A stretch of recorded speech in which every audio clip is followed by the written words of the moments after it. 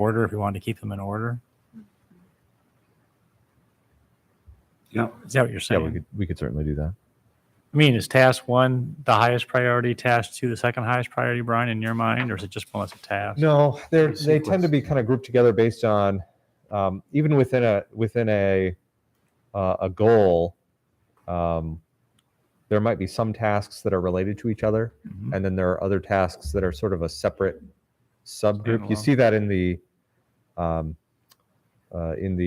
environmental sustainability one, particularly. You see certain components that are related to climate action plan, and then separate discrete components that are unrelated to that are related to organized garbage collection that fall in under later. So it's not necessarily chronological. Many times it's sequential. You got to do this step first before you get to the second one. So this is probably the goal that I've found one of the most exciting things that we're doing. This is innovative. We're thinking more holistically about our community. I think the opportunities to improve the life of our community will be enhanced by this. So I am extremely excited about the opportunities this goal provides. It would seem too that if you did task 3 first, that would help you also on your current task 2 one, because it's talking about programs, initiatives, partnerships. You'd have more information having done task 3 first, and then you go to task 2. Yeah, we can flip it if it helps. yeah, flip it. It seems like it would be easier to identify those gaps once you had actually talked to the partners. Right. Yep. Okay. Any other changes or input on this goal on the 5 tasks? Just maybe one other thing, Brian. We don't have a lot of examples in Iowa of communities that are thinking this in this manner. It may be that because Dubuque has done some work on this already, they may be a resource to sort of learn from them and to think what they have done well and some areas that they might have avoided. So in some ways, we're still sort of I think we're going to be breaking some new ground here in Iowa, but I think reaching out to Dubuque makes some sense. Sure. Worth. Yeah.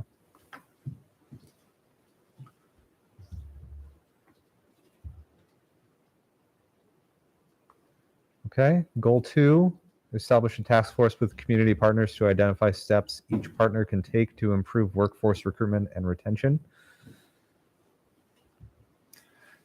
Council, Steve and I met with a very knowledgeable individual who works with Cirrus here in town, and went through a presentation on just workforce in general and just what we're faced with.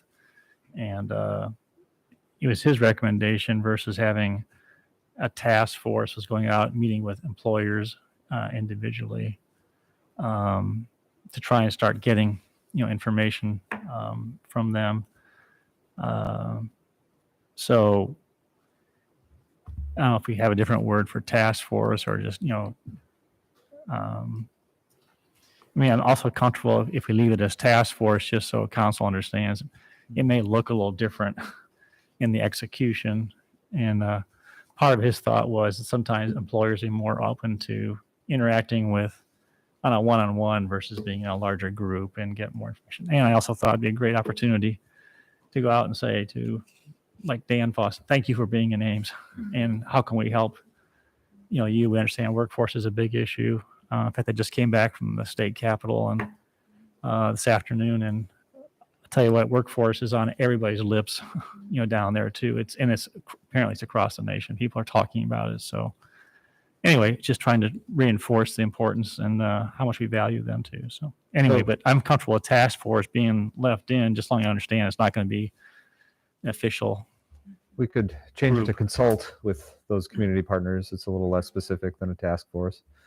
That works too, if that's okay with council. Yeah. Still accomplishing the same objective to try and move it forward. Yeah, I was going to say task force is used a number of times in our goals, like also on the task force for a DEI plan. And I'm not 100% sure what the difference between like a board and a commission, a task force, a supplemental input committee, all of these different sort of terms are. So I guess it makes a lot of sense for me to change it on this one to consulting with industry partners. Thank you. And if you change it there, you're going to need to remove the task force from task 2 and 3 as Right. well. So this is putting everything on the mayor's shoulders, I think then, right? Well, I think that I'm happy to do that. I think the point is that it's reporting back to council and determining other policy things that can be done.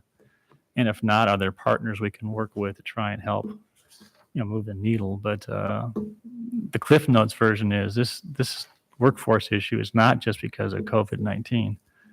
It was actually building beforehand, and it's going to be a multiple decade issue, in part because of birth rates and because of just the population that is, that in Iowa in general, there's just going to be a smaller group of, smaller cohort coming through high school and in the workforce. And probably all of you that are working in the business field understand and feel that pain, already. So.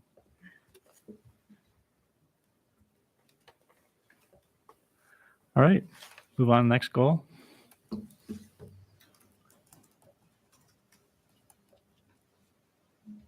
Or next, actually, value, I guess. Okay. Next value, we value a diverse, equitable, and inclusive community.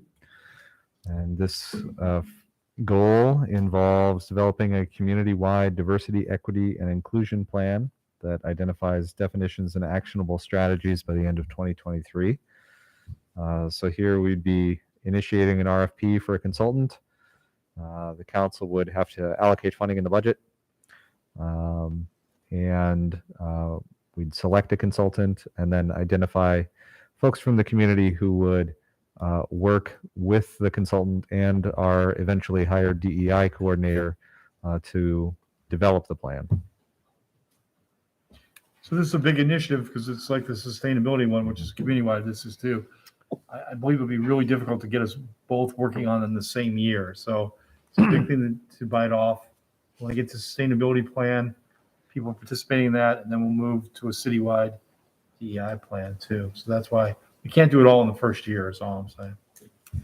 So that accounts for placing it in the fourth quarter. I thought maybe it was connected to the hiring of a Right. DEI Well, coordinator. that is to start it, you mean? Yes. Yeah. Yes, but It's the bulk both of of it's got to those. be done in the next, not in this year. It's not going to run concurrently with the sustainability one. I think it just takes, it's a big chunk for the whole community to get involved in both these projects at one time. Yeah, I'm a little hesitant to have this work done prior to a DEI director. I feel like that's the kind of thing they might want to give more input to. It assumes so it does assume It that. assumes- Yes. So Okay. we wouldn't, And we want the wouldn't even person to take be task on- one until October, November, December Okay. of this calendar year. So our expectation would be that we'd have a DEI coordinator in place and Okay. have some experience with the community for a couple of months before we Person has to get initiate out in the that. community, get a lay of the land before they even start working on it. So, Yeah, we don't want to rush into this. Mhm. yeah, that'll probably be the major staff person involved in it, but it's the whole Okay. community we want to get Sure. involved. Mhm. Do we have a timeline for the hiring of? the No, we're coordinator? thinking spring or summer. Good time to hire. Steve, could you walk us through what your vision of what this person would do? No, what, What would the DI coordinator do now you talking about for the position or in relation to this project? for the position? Well, we already authorized that. Could you mean, for people who don't know this, I mean, how would you define what that position is? Okay, well, first of all, internally, it's going to serve as our advisor to, this is outgrowth of our policing path forward, but we believe that the need is not just for a DI person in the police department, for the whole city organization internally. So that person is going to review all procedures, policies to make sure that they are fair and equitable to all people. They're going to help us recruiting to help increase our representation, to represent the community as far as our population or our workforce. This person will help handle complaints we may get internally, any kind of complaints we might have regarding discrimination. Probably take over some of our other ADA kind of issues where we have complaints. More importantly, the complaint from the Ames Human Relations Commission was that what's held them back from getting out and being more proactive, that they didn't have a staff person. So we'll be able to assign this person to staff that position and go out. Now, I hope everybody understands when you start a commission, you're gonna have to do some work too, but they'll have a full-time staff person to help them get more proactive. There's so much more, there are issues out there, as you know, we need to educate the public about. And I think they need a little bit of a boost by having a staff person. So this person will split their time internally and externally. Does that make sense to you? Yeah, good, thank Those are you. some of the, That was very helpful. okay. All right, so I think Rachel, I heard you say something about task force and the use of the word task force. Do you have another suggestion on how to reclassify that, or? Would this one just be similar to like the supplemental input committee we have for the climate action plan? Yeah, we use the word task force. Usually a board or commission is a standing one that lasts forever or a long time. Task force usually is assigned a specific issue that you get in and get out. You know what I mean? So this is a very definable with a beginning and end project. That's why we talk about a task force, but it's getting input from the stakeholders in the area. Yeah, I'm just thinking it's similar to the climate action plan and that maybe we want to call it supplemental input because we also want to welcome input from the community on a DEI plan and not just the task force that works directly with the consultant. Yeah, good idea. Makes sense. Yeah, we gotta have citywide, and that's this engagement. We gotta learn from engagement. How are we gonna draw that input out? Not just from that group. Yeah, it's a good point.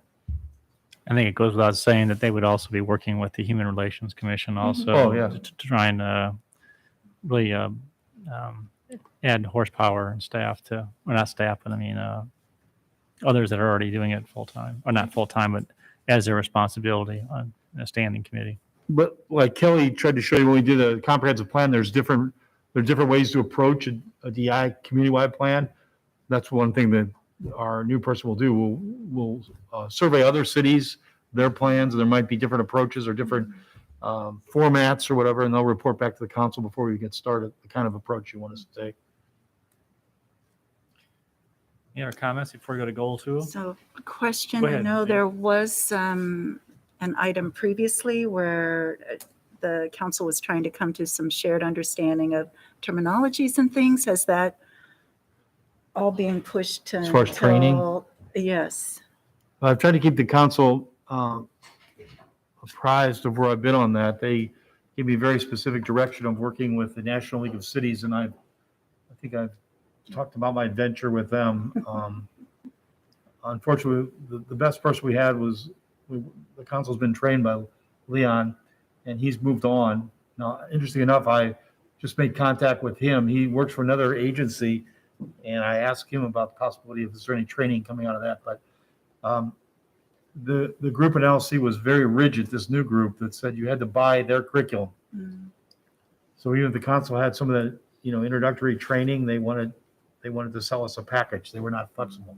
Leon was very flexible before. We almost had it all set up, and then he left. So I'm open to the council how you want to handle that. We were focusing on National Youth Cities because they had a matrix, if you remember, for council on policymakers, how to make policy, right, that doesn't have disparate effects. That was really good, I thought. But a lot of the council, I think all of you have gone through some of the basic training that Leon had. Okay. So I was trying to focus on that, but they won't let you do it. You've got to buy their package. You got to go through all the introductory classes again. So that was frustrating to me. I think I reported back to everybody. I don't think you're on the council yet. So I'm always open where you want to go for training, but that's a good point. Leon sound promising about his new agency. Pardon me? You said you made contact with him in his new agency. Did that He's sound going to set up a meeting so we could talk about it. Cool. But I don't know if he's got the kind of training we want either. One option to that point is that if you took the goal and said, it says develop a community-wide DEI plan that identifies definitions. What if you said definitions, common understandings and actionable strategies? That's really what we were looking for, with some common understandings. Or just broaden it, but just be community-wide. and then we be part of that part and parcel of that community. And I guess, Unless you were thinking about training for the council, that's what I thought you were thinking. I was, Yeah. and Mhm. I guess it's helpful to have that, and I don't know all the trainings that council's already had, so I don't know, but I would think that it would be helpful as we think about the DEI work even being done, to have some common ways of thinking about things, but I don't know what you've already had, so I don't pretend to be able to answer that. I think we have different levels of Okay. training that have occurred. I think just to be candid, one of the things that, as I've gone through a variety of workshops or different things from National League of Cities or other entities, there just seems to be some common repetition. Okay. And I think that we probably all have been exposed, to that. And what we're really looking for was help us understand how we can, what policy, city policies, things of that nature. I can't speak for everybody else, but I think that I have a pretty good working knowledge through reading. Okay. Perfect. And I'm not saying use me as a barometer, but I think we were just trying to get to the point. And with NLC, what they were doing was, no, you have to go through this whole training. It was $33,000. And I was talking to someone who had some knowledge of what it cost, and they just about fell off their chair when they said how much it was going to be. And so it's like, I think we want to really learn. And I was kind of hoping that maybe the DEI coordinator, maybe they could kind of help us work with council Identify even, some of and move the needle that way. But anyway, it's just, that's just my feedback. And I just making sure that we, after 2 or 3 years, I don't feel that we're only farther along in terms of trying to help understand. Right. And when I ask people, what are some examples of how you've helped cities think through policy? No one can present anything and show it to us. So that was frustrating. Like, well, that's what we really want to do, is how can we make a difference in our community? So anyway. I have to express my great frustration that this was a goal set 2 years ago, and we haven't managed to do anything on it, and we won't be doing anything on it until the fourth quarter of this year, 2022. So, As far as the training, yes. all you have to tell me is go buy anything I can get off the table. I mean, I can call Iowa State University Extension and they'll come in and give you any training you want. No, but we want to have something that's focused on policy. That was our goal. And, it's not our fault that Leon left the National League of Cities, Right. but it is still incredibly frustrating to me that such an important goal has moved nowhere in 2 years. But in fairness, I mean, even though we may not have had a formal training, clearly we're having conversations about diversity and the goals of making this a better community almost in every meeting. So, I mean, I believe that there would be benefit of additional training, but I think we're still have a heightened awareness of the importance of this. One thing I would add to this conversation, I personally would like to see us go through at least a portion of this in coordination with Iowa State. They had a university climate study done that showed very poor marks for became sort of a revolving door of African Americans in faculty and staff positions at Iowa State. Some of that belongs to Iowa State, but some of that's us in terms of creating a community that's welcoming and inclusive. And I think to partner with Iowa State makes a lot of sense. I want to help Iowa State keep the high caliber faculty and staff of color that they're bringing in. I would like to see if there are things we can do to help with that. So 2 cents worth on some point how we incorporate that.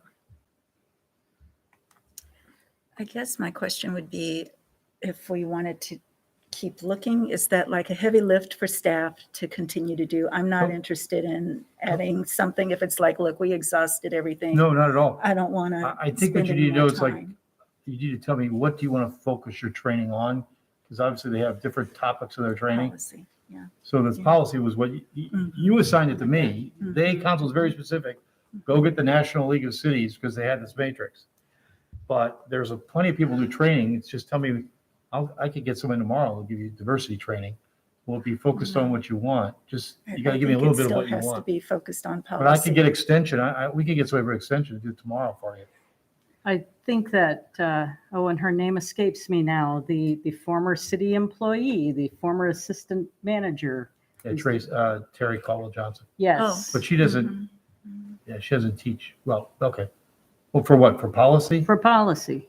I don't think she teaches policy per se, but I'll call her. Well, she has a lot of experience with municipalities and with She's on the the school issues of equity and Tracy used- what she's doing down in Des Moines. Yeah, Terry used to work for us here.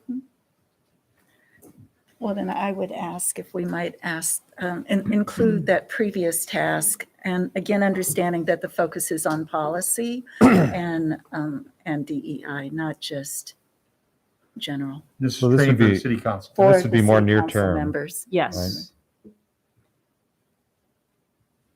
Yeah, we can get this done in this quarter. I mean, all I need to, Well, let's do Q2, yeah, okay. because we're already, Yeah, if you're- we're already Yeah, we'll get it done in the halfway second through quarter. Q1 already. Yeah. so. 2 is fine. You have a sense of the amount of time Right. that Well, you're to do it wanting right, to. again, I sent you that memo, I don't have it in front of me, but it was 4 or 5 sessions, I mean, you tell me what time you want, because the consultants want to know that. I mean, you think you're gonna get this done in just 2 hours, that's not devoting enough time to it. Is it 2 days? Is it 2 8-hour days? What is your appetite for that? Because you got to tell me that too, because they'll design the program around a topic and how much you're willing to commit. Good point. It's a very good point. I just don't think you get in and out of this very important topic in 2 hours. So are you willing to take 4 days, 4 hours, or 8 hours a day for 4 days? Only 2 days at 8 hours. Only 1 day. How much time was the National League of Cities, their proposal? How much was in that, do you know? Oh, it's okay. Just 15, Well, we can. 15 or explore. 20 hours over Yeah. different courses. It was a number of days. I think we agreed no more than 4 hours a day because council, it's tough Yeah. to go 8-hour days. I But agree. it might have been 4 or 5 of those. And I think council most of us had already completed the Mhm, first. most First of 2 or those, 3, I yeah. think you've already They had. they would not take it off the table. You had to do it all over. Mhm. So Anyway, point would being- another 4 hours probably focused on policy be enough if you need more direction? That's, Is that what you want? I Assuming don't they'll know jump how right other into the people- policy part of it. Yep. yeah, okay. I will be down at Iowa League of Cities. I'm on the executive board at a meeting tomorrow. I can ask them again. No one, as I've asked around, no one really has say, oh, go to this consultant. Right. They really do a great job helping us understand the basics Mhm. and how we can really move it through and evaluate policy. But I'll ask again, and maybe someone has come to the surface from that standpoint. So Well, I'll check with Terry. For the note taking, we mentioned this person named Leon. We have not given his last name. So his last name is Oh, I'm Andrews. sorry. It's all right. Just Probably all occurred of to me, we've never identified his last he's a name. household name in case you didn't. Mysterious Leon. That's right. So do we want to put that as a task then? Yeah, it's a task 1 now, Okay, so the council's going to commit. right? And And just I'm cleaning up sorry, I here. had one other comment on this, and that's just whether or not, again, thinking about the Human Relations Commission and Yep. some of the things that they've proposed, there is some low-hanging fruit that maybe wouldn't involve waiting for the full RFP to be done.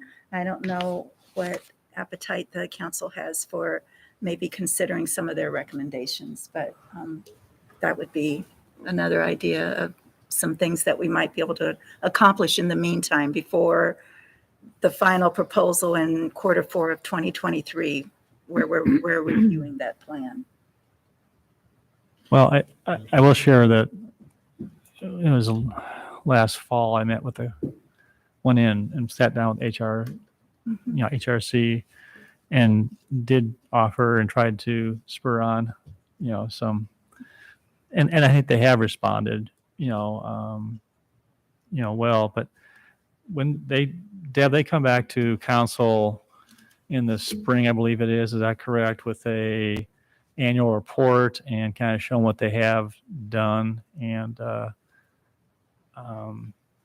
so no, you're right. And we don't have to wait. Yeah. But I don't think that I've seen anything from Human Relations Oh. Commission that actually is saying Yeah. we could do this, but we're hamstrung. Is that right? Or Yeah, so they'll be back in front of council in either April or May with their annual report. And then that will also be a time for you to provide them with direction on specific things you would like to see them accomplish. They have been doing, so during the fall, they were involved with, they came to Welcome Fest at Iowa State. They were going to set up a booth at the Ames Farmers Market, and then only one or two of them could really show up to do that. So they declined to do that until the spring or sometime in summer. They've been doing a lot of posting on social media, trying to put videos together with the help of media production staff that promote the diversity in the community. The proclamation last week for the Chinese New Year. So if there are other specific kinds of things you'd like to see them get engaged with, I think when they come this spring before you, that would be a good time to discuss that. Yeah, I just went back through some of their reports and like some of the inclusive Ames things, like the junior and senior high school student involvement in developing future commissioners and leaders. I mean, there are just some ideas here that I think an intolerance manifesto, making sure that all publications that we have are reviewed for non-discrimination language. I just think that there are some good proposals that they've already created. I don't know if council's already acted on them, and so I don't know that, but if they have, I'm sorry. but if they haven't, I think the commission has come up with things that the council might want to consider, and it would be worth a conversation to see what we might like to do. So I think some of that was interpreted as they're going to take that initiative. It's not just them being a think tank and then all of a sudden council does all this work. I think the expectation is that They do. on some of those, and we can certainly revisit that. Yeah. If you want to, before, but the point is that that's some of the things that we were hoping that those that are, that's why we have a very diverse Human Relations Commission by design, is to try and really help do the thinking and also do some and doing the work Sure. as well too. But Yep. I was not aware of them waiting for us or for council to do something. And so if that is the case and the ball got dropped, then we probably need to go back and revisit that. But is that something they talked about, Deb, that they were frustrated that council hasn't done something? Or Oh, no. No, it's just, it's what happens with other boards and commissions, like the Campus and Community Commission. If there's some direction that council wants to provide on a topic that they work on,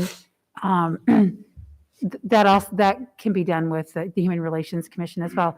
So the Human Relations Commission has their strategic plan, which does outline, the different kinds of outreach and things that they can do. Not that I like using this as an excuse. The pandemic has Yes, limited absolutely. that. And Absolutely. so as we're moving through that pandemic and looking at things to do in the coming year, we can bring those kinds of activities back to the forefront.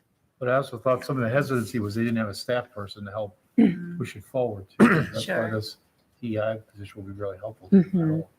But Sure. all those things are good things, and they're not really related solely to our own right. plan, community plan. These are separate tasks, Right. like you said, right now in direction. They don't have to wait and be incorporated in the plan at all. Right. So we could see if Yeah. there was something that we might cooperate on. Sure. I don't know what that Something is yet. like adding a high school student to the Human Relations Commission, like we have, is it the library board that has high school students? Somebody has a high school position, must be the library. Parks and Rec has a college student. It's a 1-year term position. I don't know. The library board. No, I don't think that library trustees does not have a high school student. I don't think there's any high school student on any of them except for Supplemental supplemental input. income committee. There was a specific group on that one. So that might be something worth considering, and that would be something that would require council action. It would take amending the ordinance. Thank you. Thank you. Well, it's good to bring it up as a refresher and, yeah, okay. Okay. Anything else on the, under goal 1? Otherwise we'll move on to goal 2. Goal 2, implement additional accessible and equitable transportation options for the community. So this goal involves a couple of different tasks.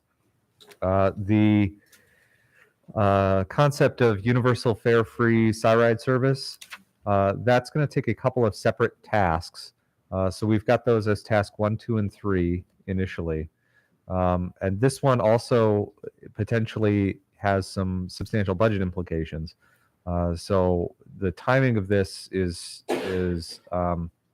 layered in with the budgeting process, and it also depends on how in-depth a study needs to be completed. Cyride staff has the ability to do some preliminary analysis, but then if it's going to be pursued further, then the Cyride staff felt that it would be the kind of topic that requires a consultant to analyze and really tell us how is this going to shift people's decision making about whether they're riding the bus or not, and what impacts is that going to have operationally on the system.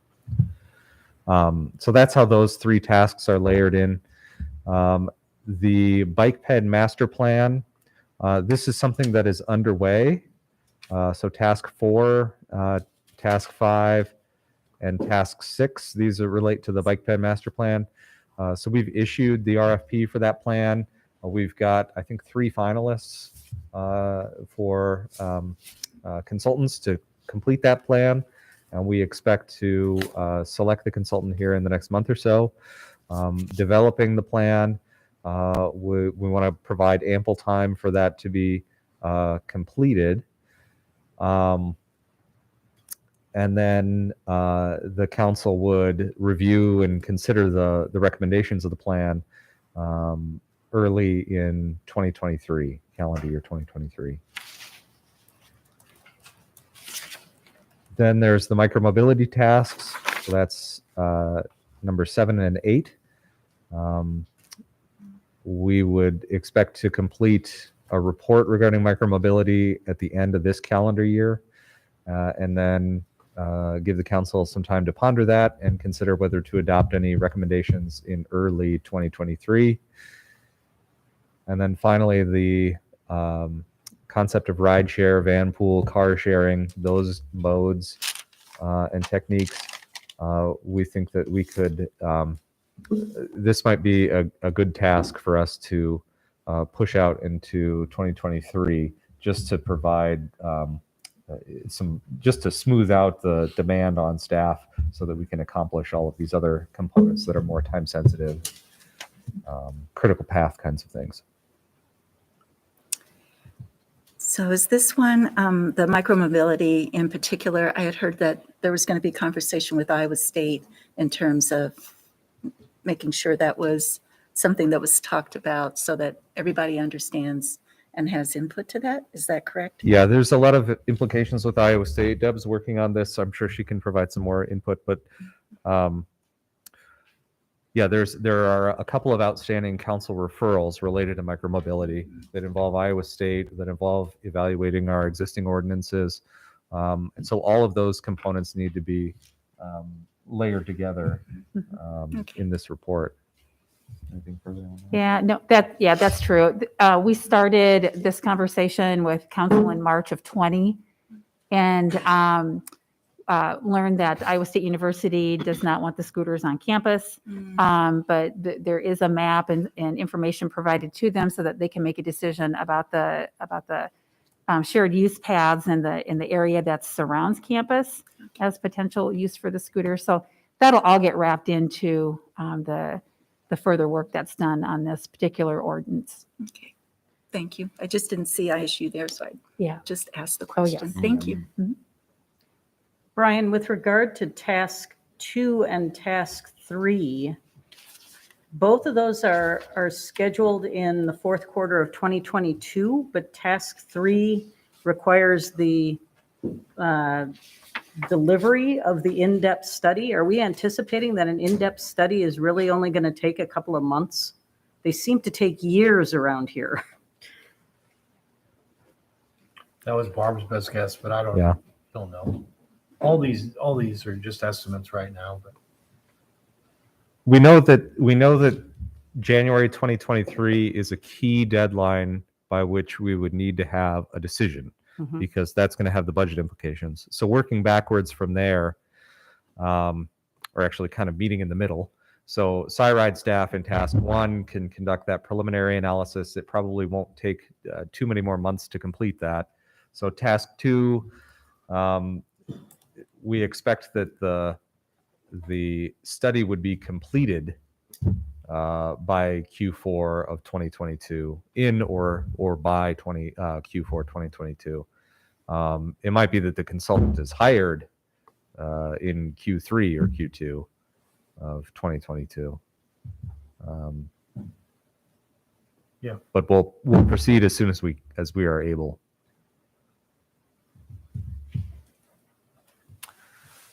Any other comments on input on this particular goal? We have data from when the summer when we went fare free. We know how much is earned from the fare box. I think sort of the unknown is if you make SIRIDE fare free, what does that do for your ridership?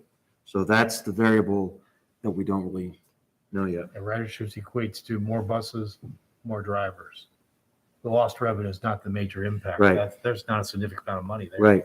So she has to feel comfortable, the additional costs and operations is what Right. she's got to check on and anticipate. Well, and those challenges of hiring drivers, That's what I'm saying. which. There's can- delay in getting buses too, that. Yeah.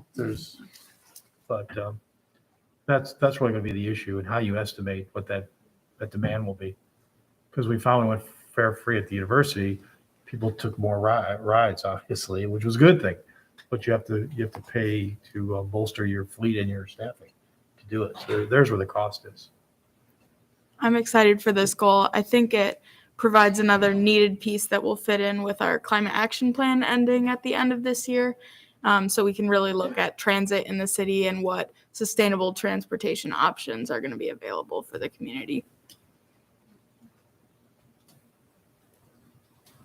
Yep. Okay. All right. We value environmental sustainability. One goal under this value, but it's a pretty substantial one. So receive the climate action plan. Whoops.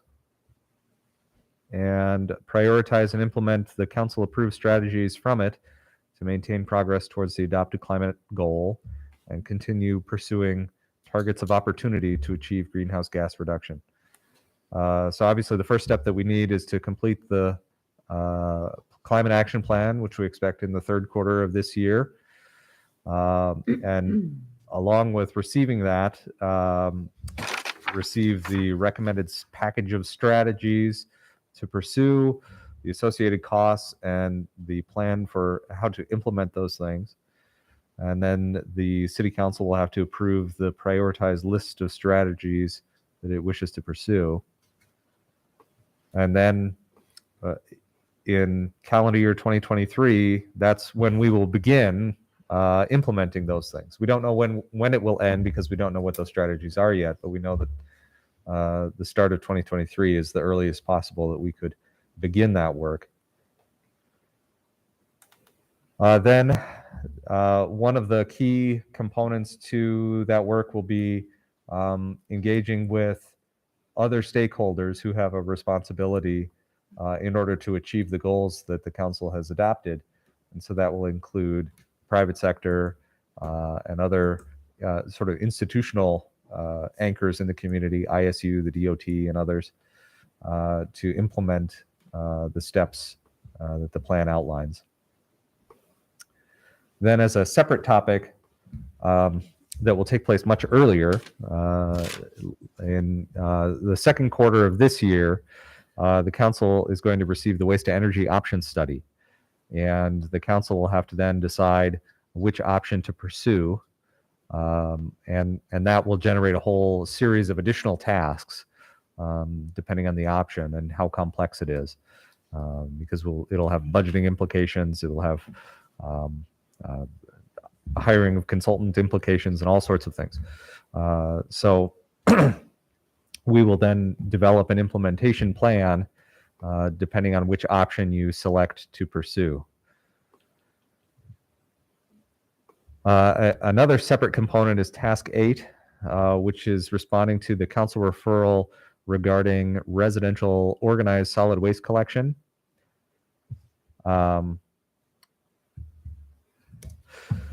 This was referred to us late last calendar year, but we reported to the council that we needed to finalize the waste to energy option study before we can really tackle this, because we need that the analysis of these involves the same set of staff, and they're really tied up on the waste to energy option study. So we expect that by the third quarter of 2022, we'd be able to get a response back to the city council on this. And then that would have a series of cascading steps if you decided to pursue that also. There's quite a wealth of options and different activities that the council might pursue to regulate here. And then the final task is for staff to review the electric rebates that we offer and other opportunities for beneficial electrification, and propose some changes to maximize the greenhouse gas reduction. With this task, again, looking to layer in this work so that we have the capacity to accomplish all of it. This task made sense to move further in our 2-year period. That also makes sense given that we're in between energy services coordinators at the moment, and that person would be a key individual who would lead the charge on this. So we need to complete the recruitment process for that position, get that person up to speed, and then we would be in a good position to be able to tackle this task. One question I have on this, so we're supposed to receive the proposals from the on the environmental, on the climate action plan in April. Is that correct? Steve, is that it? Yep.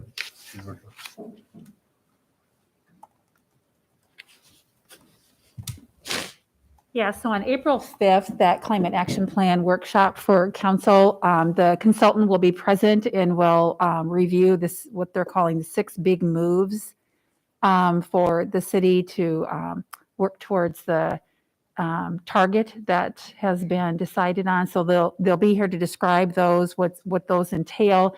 They'll provide input from the focus groups that they'll be holding in March, and hopefully then results from the survey that they're working on. So all of that information will be provided to you as well. So we get those on April 5th, and then task 4, staff will begin to implement the strategies approved by council. But are we going to try to get some additional feedback from the community on the 6 big moves prior to implementing them, or do we go directly to implementation? Yeah, so task 4 is in 2023. So you'll have the plan approved in September of this year. That's when it'll be brought to council. Okay, I didn't understand that. So September Of 2022. this year, we approved the plan. Yep. So between April and September, then that's ideally we'd be asking the community for feedback on the 6 big moves. Yes, yep. There'll be another town hall meeting, more community input meetings. All of that will take place then between April and September. Costing information will be out there. Yep, an implementation plan. Mhm. Is costing coming back on April 5th? There'll be some of that associated with the presentation, yes. We're tying that into the survey as well as the focus groups. When will council have a chance to know what the 6 big moves are? I am now interested to know what they are. So if you go to the Climate Action Plan website, so go to our sustainability website and click on the Climate Action Plan green button. There are 2 documents right now. You have to scroll all the way to the bottom, but there are 2 new documents out there that explain the moves. I did not know that. Thanks. Yes. I don't know if the rest of the council knew about the 6 big moves, but I'm anxious to see them. Thank you. It's high level information. Mhm. This is a question about number 6 and number 7, but Deb, you may want to stay there. Okay. We've got those separate, but I'm trying to get my mind around how we are determining the option to pursue before we have a climate action plan in place.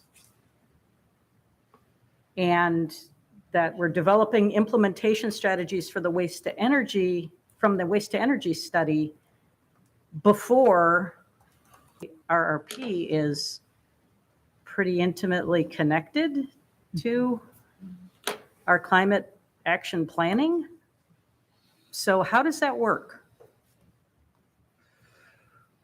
Well, you are receiving the waste to energy study because we kicked that off at the time that we did. We know that there are operational issues with the arrangement that we have today, and that's why we undertook that study. Once you receive that study, you're not obligated to take any action at that time. You could say that you want to wait and see how that layers in with the climate action plan. Yeah, I think pursue is probably not the right word, but you want to get down to one option, then you could then layer into the plan. Yeah. You're going to have to know for $100 million to do that. What do you, let's say on waste energy, what are you reducing your carbon footprint? Is there a better expenditure? So we're just trying to go from a number of options down to one that then can be analyzed with the climate action plan.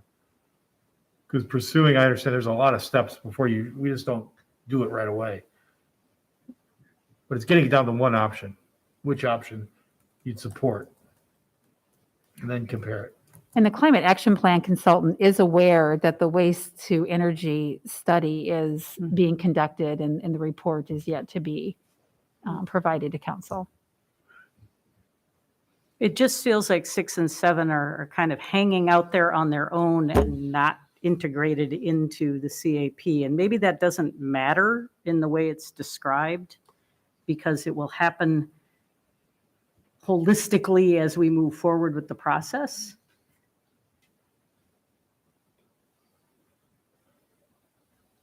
I think you just want to put a language that we're going to get it down to one option, and then we're going to try to fold it in to the So maybe climate action plan. which option to integrate into our climate action planning? Yeah, or see, maybe they reject it and say that's not a good investment. You know what I mean? They might say it's not worth the money. You don't reduce your carbon footprint enough. But one thing you say, which option to consider, maybe to consider in your planning, right? Consider just means you fold it in. Mhm. And you can do the same thing with 8, I guess, right?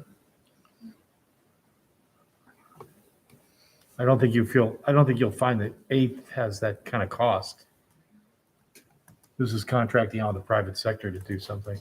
Mhm. You will find that 6 is a very substantial cost. So what's the cost benefit there in terms of carbon reduction? So you pick one to consider, right?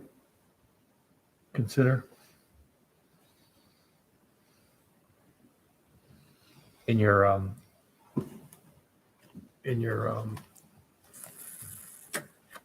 sustainability plan. Mhm. You just consider whether it will fit in your sustainability plan or not. Right? Mhm. They reject it. I don't know what you want to do with 8. All right, is there any action you want to take on this goal then, or tasks?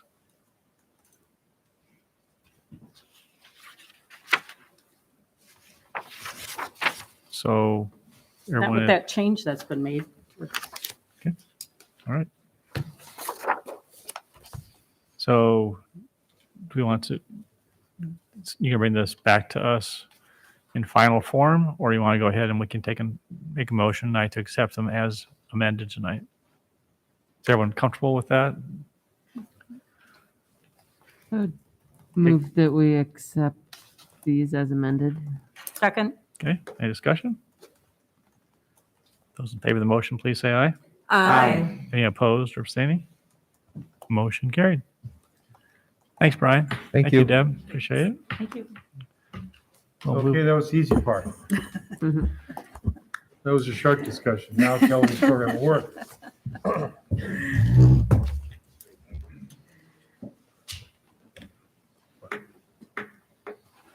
me?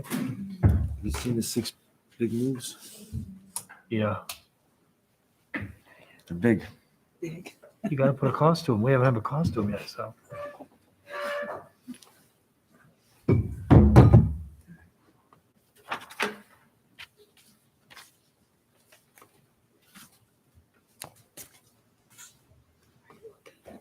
I think, yeah, I think- So remember your goal. You wanted to make sure that the housing issues that are in the 2040 plan are prioritized as the first work of the planning staff, really. So make sure that he's got to go over that with you, make sure that meets your goal.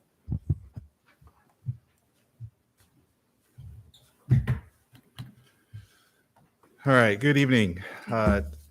On the agenda, we have the planning work plan, and then following that is the Ames Urban Fringe Plan, which you will note is the biggest project that's going to be continuing that's already in the work plan.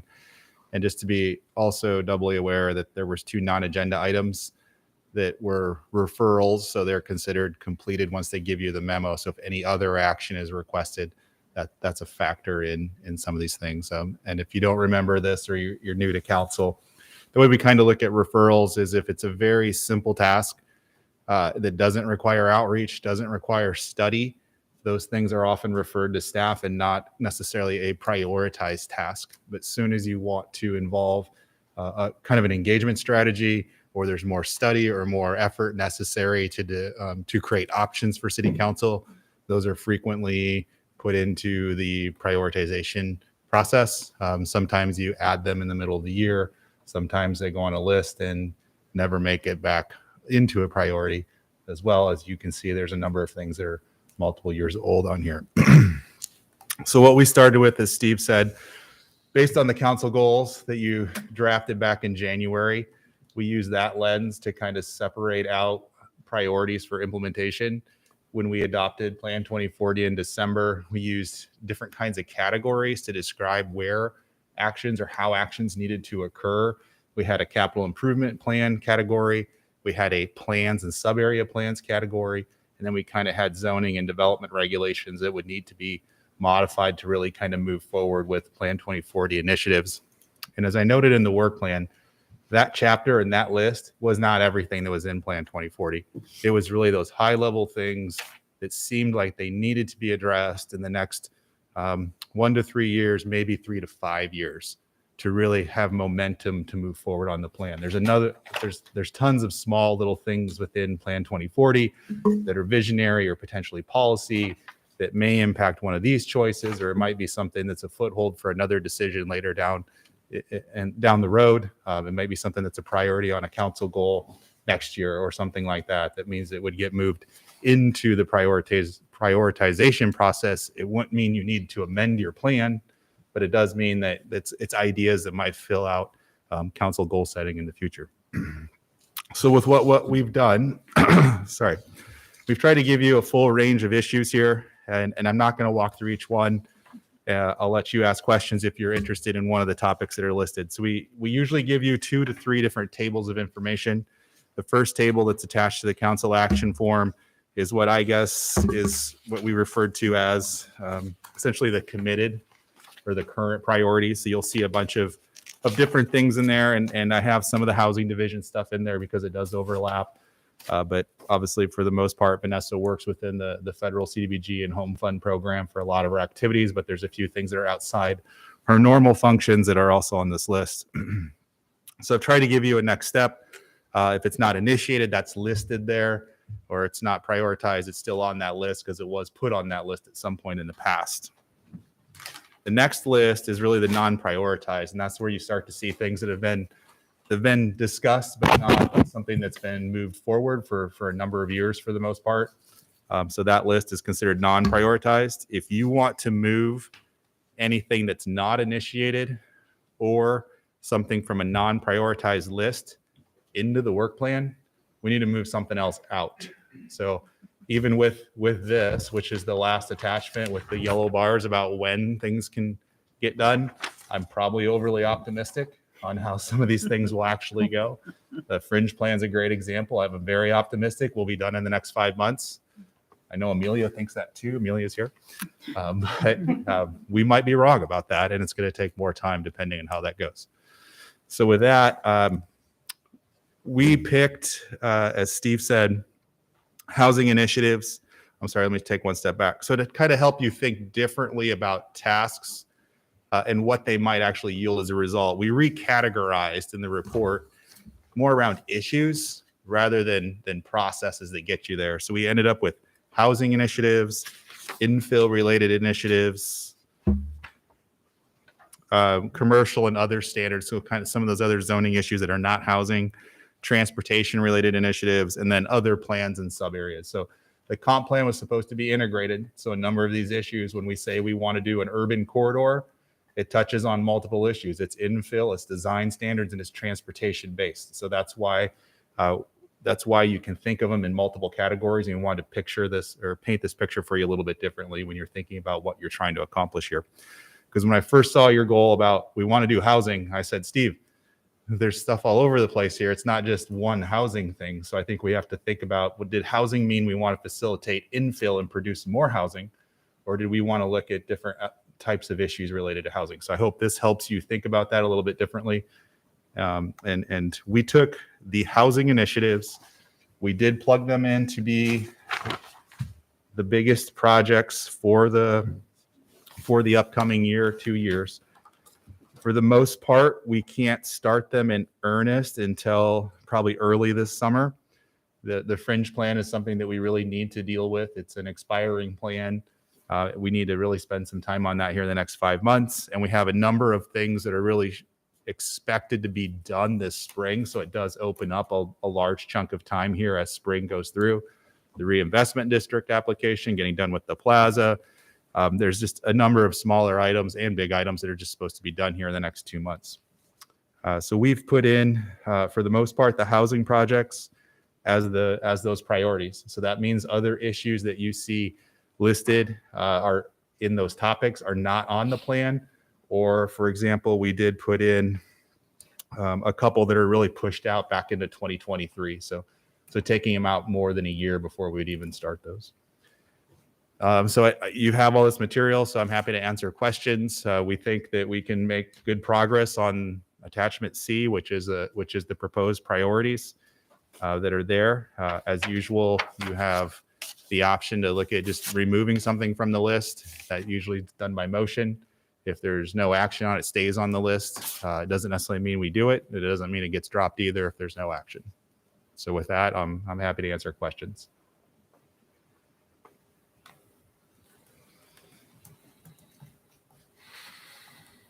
Laura, you mentioned one that you thought was committed. I don't know if that's, Oh, yeah. Corey's got that on that list, your committed list. So. The rental conversion incentives, which has been on this priority list, I think now for about 3 years, at least since we were doing the near campus rental cap discussions, is to be determined, not started. Mm-hmm. So that's been on there. It's been a priority. And it also relates to affordable housing in providing some new housing stock that might be available. So is that something that can be worked in with our housing initiatives or not? Not without dropping something. So it's been around for about 2 years. The status report says not started. It's a little misleading. We did give you a staff report to give you comparisons of how other people have done the programs, a lot of information about how Iowa City did that program.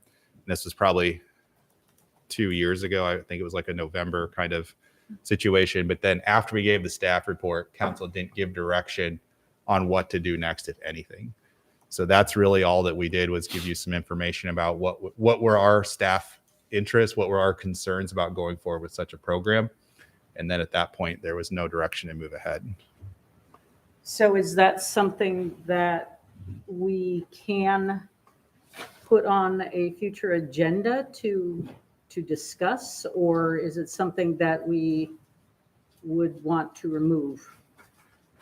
Because if we've got the report, and it must have been a long time ago that we got that, because I don't recall it, but it seems like we should be looking at it again if we're trying to increase our affordable housing stock. And I guess I would agree, thinking that it was part of the conversation that we have had recently. And so, but have you provided another report related to that? I was thinking I read something, but maybe I'm making it up. Not since we did that report, kind of Okay. outlining how different programs have worked and whether they've succeeded. The main gist of the report was to talk about what effort went into it, the investment that the city would put into acquiring and then reselling the properties. And there was discussion by council about other ideas and options, but at that point, there was this kind of a conclusion of the report, and there wasn't next steps outlined. I could be imagining this too, because I don't remember everything that was in the report, but I thought we had a conversation at some point that there wasn't real strong interest from many people who own rental properties in converting them into owner occupied. I mean, it seemed unlikely. Yeah. That didn't seem like a compelling interest of rental property owners. But Yeah. obviously, we didn't create a program and Right. tell them we would pay over market for their property Right. or anything like that. So. Well, at this point, things have changed somewhat since we last visited the issue. I don't know what the current state of play is with regard to interest in selling. I've lost track of where the percentage is for vacancy rates these days. But it seems like something that would be worth revisiting, given both the sustainability goals that we have and the affordable housing goals that we have.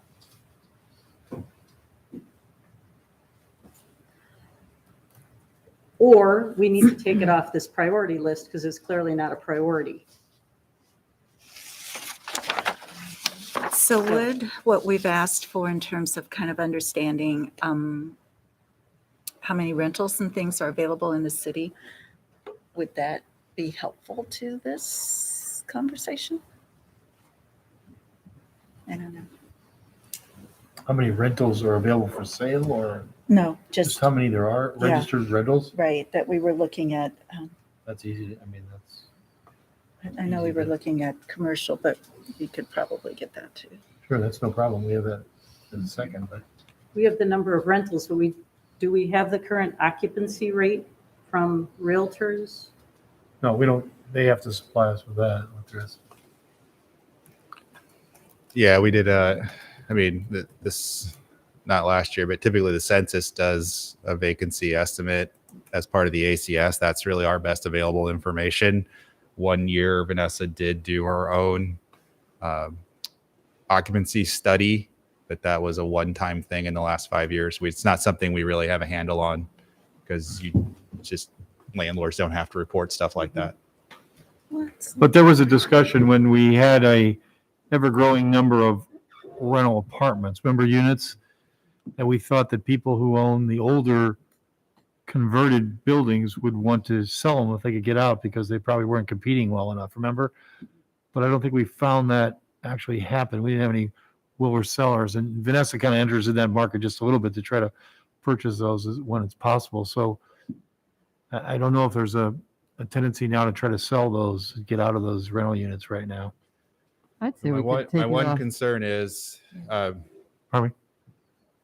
so we have the Baker subdivision. Hmm. We're working, trying to find eligible households if we went into a rental conversion for affordable housing, we're now competing against our own construction of new housing.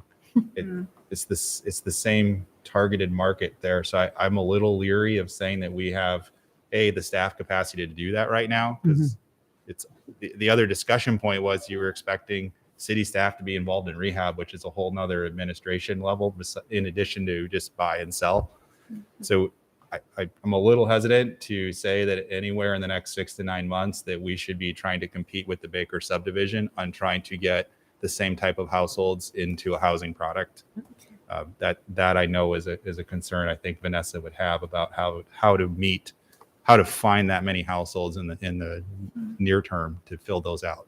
I'd say, I mean, we could consider taking it off the list. I mean, I think I'm not opposed to the concept, but we have a lot of irons in the fire. And I think also when we look at incentivizing things, we'll have our hands full incentivizing building retrofits to meet climate goals. You know, that what funding might we even have left for this? So I'd say it can drop off this list of priorities. That's my I would agree. preference. A motion? So moved. Second. All right, discussion. Again, I agree with it in concept, but we just have this is how we prioritize.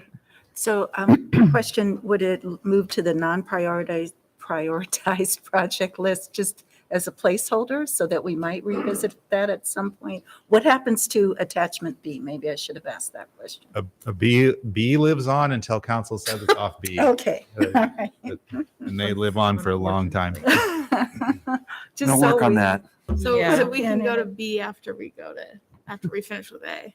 Yeah. Yeah, I think that's usually council takes a few off of B every year. Okay. Doesn't necessarily clean it up all the way. So I think that'd be a question of the motion. Was it to move it from A to B or just to drop it completely? I would say just to drop it completely. And my reason for that is just it can always be brought back up sometime in the future by a future council. So it doesn't, it's not like it can never be discussed again. And we have to tidy up this list B anyway. So that's my thinking there. Okay. All right, those in favor of the motion say aye. Aye. Any opposed? Motion carried. Just it looks like the report was October 22nd, 2019. Okay. Could you resend that to everybody? Anybody wanted to look at that again? So, Anita would not have gotten it. No, right. That would- me. It was I agree. It was quite a while ago. That's right. Okay. Sure. Thank you.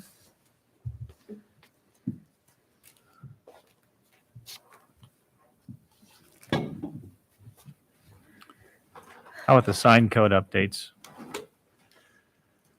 Does that go away or is it? That's just one of those things that all of staff say we need to tweak it. It's just no one ever What do you finds want? that to be the highest priority. So, so both Sarah Van Meter and the building official and myself, we know there's some small deficiencies in the code, but then there's some also things that would just be better for all parties involved if we updated it. And when I first described to you, there was a small set of changes and then there was a bigger set, and we didn't say we were going to go into the bigger set until we did the small ones. So, I wish I could advocate and say we would do it next month, but I also know it's something that does need to happen at some point. Well, you have no time scheduled for it right now. I don't. So to Same for me- climate action To plan. me, that kind of fills into the, if all of a sudden there was a gap in time, then I would have the planner that's assigned to that. Let's say there was, for some reason, we had a slowdown in applications for a little bit. It's easier to say, hey, can you go pick that thing back up and move that forward, at least on the text amendment side. But it's not set where I would just say that's something we for sure would do. Okay. How about historic reservation plan update? You have down staff will provide update on February. Yeah, so they ended up not having a meeting last night due to lack of quorum.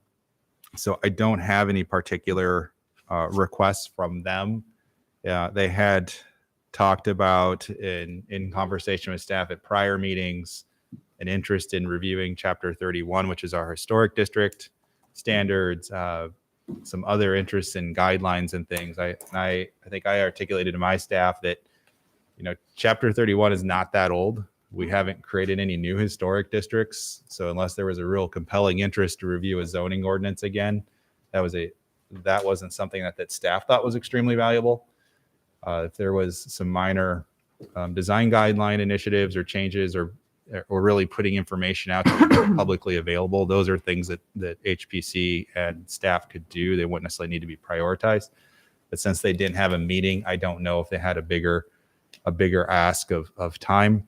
You will note that we did get the CLG grant. So this is one of those that can be misleading. I have a large bar on there. It's not a ton of staff time, but it has a long duration to it. So the long bars don't necessarily mean it's hundreds of hours of time. It just means that there is a duration to it. So that CLG grant is meant to be administered by a subcommittee of the HPC, and they're using students to do a lot of the reconnaissance work. Staff has to be involved because the city is the recipient of the grant. So obviously we need to be involved in some level of administration and then some quality control on the work at the end. But we're not doing the survey. We're not doing that kind of stuff. So it's not time intensive. So do you want council to take action on whether or not to strike the historic preservation plan update, just to get it off your list of things to do and just say it's not a priority for the next 2 years? I mean, we can do that. That was kind of a holdover from, you did update the preservation plan last year. So it was a holdover of that action where you did approve an update to the whole plan. It was whether there were specific tasks that the HPC was interested in and where that fit into the priorities. And we don't always wait 2 years. Usually it's about 12 to 18 months before we do this. It's not always 2 years. Well, given your work plan, I guess the question is, do you, in your opinion, My guess is you are not going to see, based on your other priorities, the amount of properties affected by historic initiatives would seem to not be competitive against some of the broader Plan 2040 initiatives that would affect more properties or more land of the city. So unless there was a real keen interest in one specific issue, it's hard to imagine how that was going to really compete well against other ideas.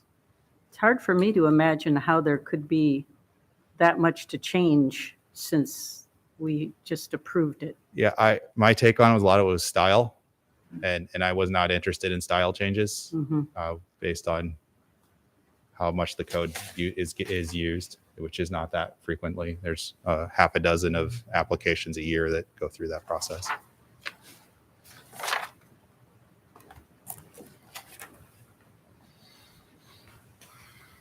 I guess I'm just looking would you prefer to have council memorialize the fact that this comes off, or you just are comfortable with the fact that it's just not going to, it can stay there and it's just not going to get any attention for the next 1.5 to 2 years? I'm fine either way. I mean, I wish they could have had their meeting so they could have voted to ask for something. I don't know that I would have recommended doing it or not, because I don't know exactly what they would have asked. But I would be in favor of leaving it on there since they haven't given input on it, and you don't have to do anything with it if there's nothing to be done. Yeah, that's fine. They'll probably still talk about it. Maybe it won't be a priority at their next meeting now. They knew this was coming, so they were trying to have it as an agenda item. Okay. Is there anything else on attachment C you want council direction or input on? I think the rest of them are kind of self-explanatory. Steve did touch on the new task of which was the low and moderate income housing strategy near the bottom. So that you kept in your council goals. That was not something you asked for. It's something I'm recommending. I'm trying to tie different initiatives together, so we're not doing it piecemeal, and hopefully that's why it's a strategy. And it can help guide staff for maybe a 3 to 5 year period on what we're trying to do. I'm a pretty strong advocate. I think that'd be a valuable initiative for us to take on.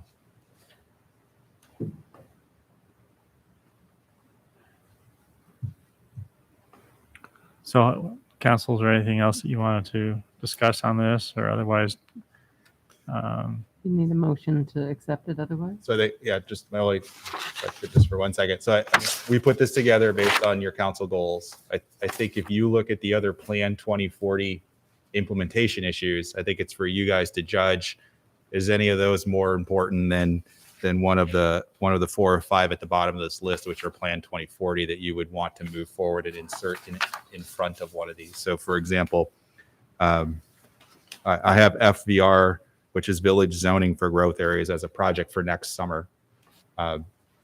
That's related to housing. That's why it's on the list. I think it's for council to say, hey, I want to clean up all housing issues first, or are there other things that you could see being more important to do next year than that? Kelly, on page 3 of your of the staff report, you have the housing, the transportation, the infill redevelopment. Are all those populated on your attachment C or not?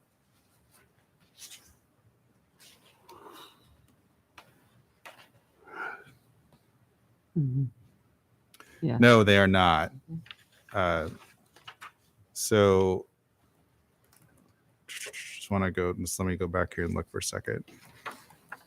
So complete street, I want to make sure that we're on the same page. Yep. So the first 4 under housing, they are. Complete streets is listed as well. That's the tying in from the complete streets plan, and then the PED plans being done also. The infill redevelopment, infill priorities, and small family housing options to determine changes should be made. That is also listed there. It's 1, 2, 3, 4, 5 up from the bottom. So that one is broken into 2 parts. One is to kind of give a staff report to define the issue. And then once you've decided what you want to do with it, then we would move that into a project. And then the 2 that are not Plan 2040 was the strategy. Yes, there is also, I think the one that's missing is front yard. I'm sorry. Yes, all of them are on the list. I see front yard parking is in the middle. Yeah. You want to mention front yard parking? That's new to them. Yeah, so that one's probably out of the blue to you. It's something that staff deals with a lot. It has some inconsistent interpretations that we've seen a lot here in the last couple of years with inspections and planning and public works about the tying together how driveway permits work, how rental code works, and how zoning enforcement works about where you can park in the front yard. It's about single family homes. It's not about apartments and commercial properties for the most part. And where the ambiguity comes into play is when people have non-conforming properties. They have either maybe an old gravel driveway, they never had a garage, or maybe a garage is filled in and converted to living space, and now it's something else. This has really resulted in a lot of issues for staff to get their hands around on what expectations are. Then there's the other questions about just regular homeowners that have added space to their driveways that don't meet code, even though it was built as a garage with a 2-car driveway, and then more concrete was added after the fact. And how are we supposed to look at those? You would think it's straightforward, but it isn't in practice. So we owe you a staff. What we want to do is give you a staff report. And I think there's some policy judgments to be made here. It's not just we need to tweak this word in the code so staff knows what it means. I think there's a policy discussion about, are we trying to limit parking as much as possible in the front yard, which is the current intent, or are we trying to accommodate reasonable parking needs for a property or for a neighborhood? That's probably the way I would describe it right now, having not put that staff report together. But it's something that staff feels is a compelling issue this spring that we need to address. But we're finding a lot of them were built incorrectly, and we've got a lot of them out there right now. And I don't know what we want to do with them. And some are misinterpretations, and it's confusing because they go to Public Works to get a curb cut, and they have to, they go to planning for another issue, and some didn't check with us at all. Some got confused in the process. We have to relook at the whole issue, because years ago we were against front yard parking, and then you have people on circle drives or lots or on corner lots. They're kind of strange configurations, but we wanted to keep people off a front yard. But Now we're getting a lot of pushback from neighbors. They don't like the people parking in the streets either. So can we accommodate both with a change in the policy if we look to modify the code? So we need to talk to you about this. It's somewhat problematic right now. Where is that on the spreadsheet, Kelly? I'm not. Yeah, seeing it's it. in a strange place. It is 1, 2, 3, 4, 5, 6. It's 7 up from the bottom. It's right below climate action plan. Hmm. Address front yard parking language. So it was prioritized for April, May, June. So to give you a report in April and then move forward with the text amendment, hopefully very quickly, to help sort out some of these permitting and enforcement issues.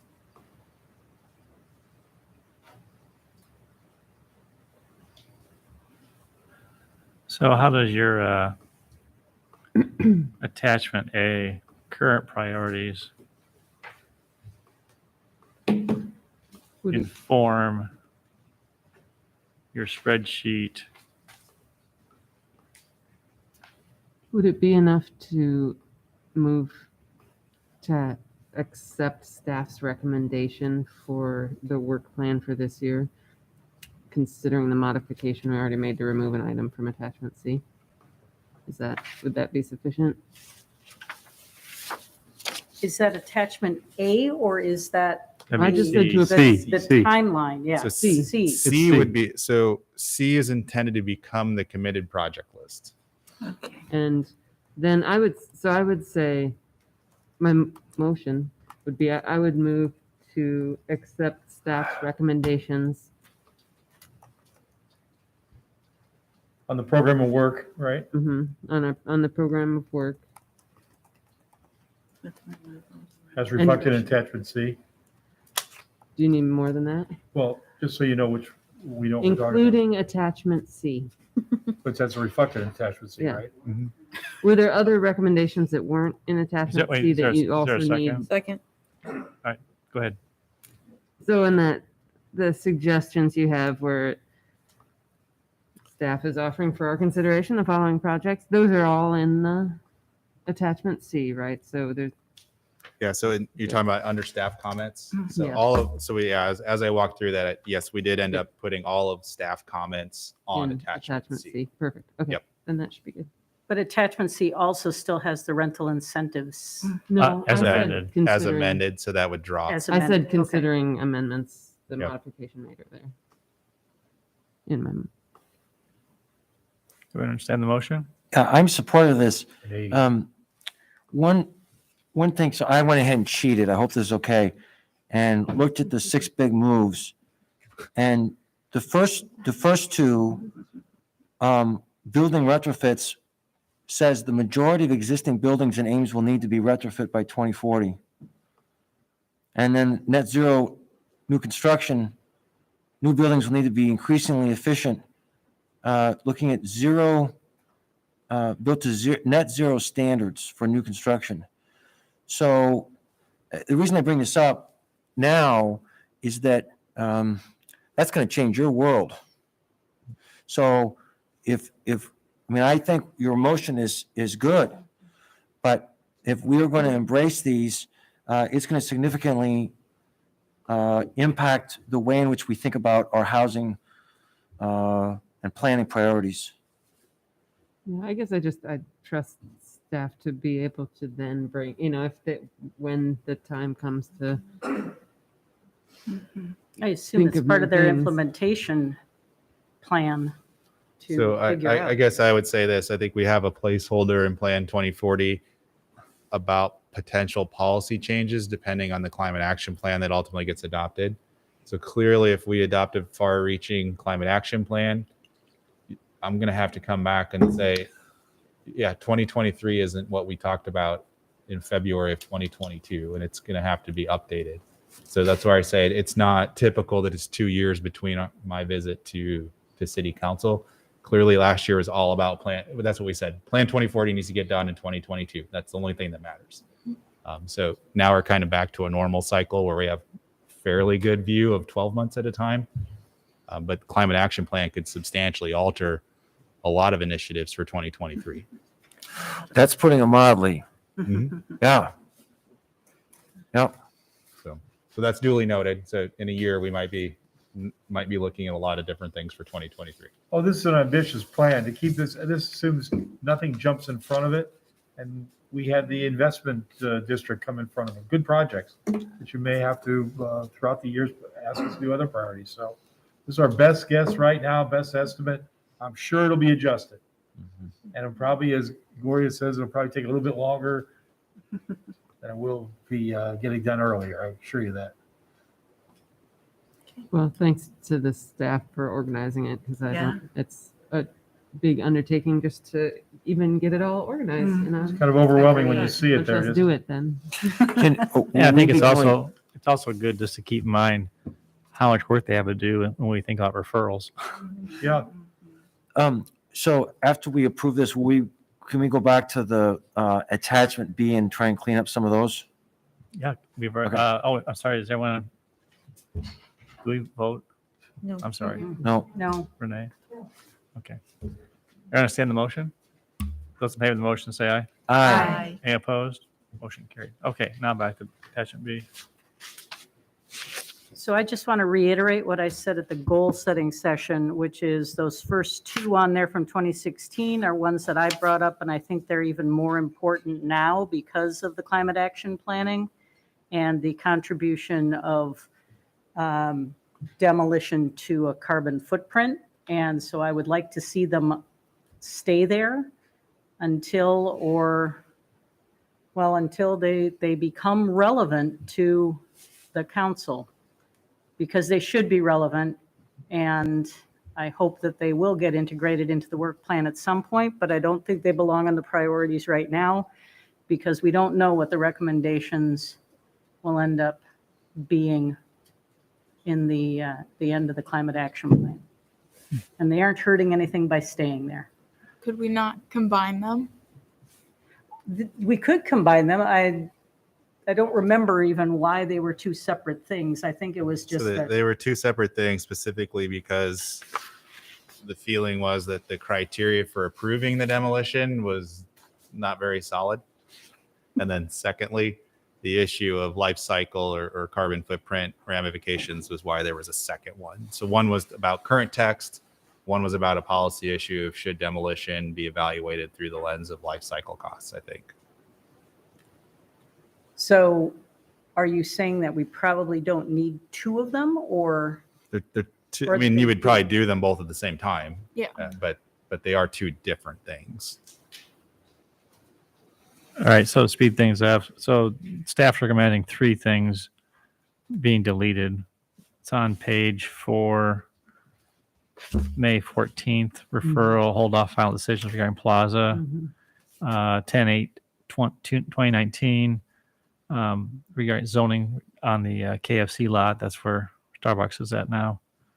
And then the Champlin property annexation is tabled. It's not relevant anymore. Is there a motion to delete those three items from the list? So moved. Seconded. All right. Any discussion? Those in favor say aye. Aye. Any opposed?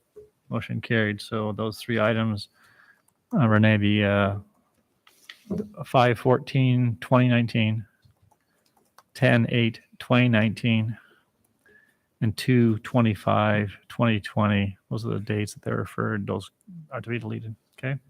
Any other actions or? So I'd like to just ask a question, Kelly. From your perspective, we've referred to this as the parking lot. And from your perspective, could you just remind council what the benefit of having a parking lot is? Because none of these are things that we couldn't bring up again. So if we removed, for example, the demolition criteria, there's nothing to preclude a future council from bringing this back if there was an interest in that. But if we're not going to do something with these in the parking lot, if you analogize it to the old cars, at some point, if the cars aren't going to drive, we need to donate them or do something with them. Help us understand as a council what the purpose of the parking lot is. I guess I would read into the parking lot as if other new priorities haven't come up, then you would start to whittle down this list. So in this case, we adopted Plan 2040 and a whole slew of new ideas were adopted. If we hadn't adopted Plan 2040, we probably would be looking at a couple of these coming off of this list.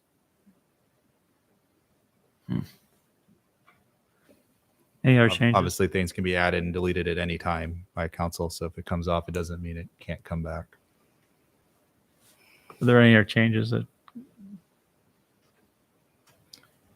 Is there a need for the billboard referral to stay? That one It's didn't kind of, have- I'd say it's, I mean, it's already wrapped up in the development agreement conversations. I don't know that it's a standalone referral really at this point. It may have seemed that way 3 years ago. But at this point, it's just wrapped up in the total project. We're so far down the line with the project. Yeah. It's not really its The own. Leakaway project. So that you're referring one to. could be deleted too. I would think so. I would move to delete the 2-12-2019 item. Second. all right. Those in favor of the motion, say aye. Aye. Any opposed? Carried. And with regard to the downtown facade program requirements, we've got the note from staff about supporting adding historic preservation, that is window repair, as an option. But then it says additional changes require discussion by city council. Does that mean, Kelly, that you could add the window repair without discussion with city council?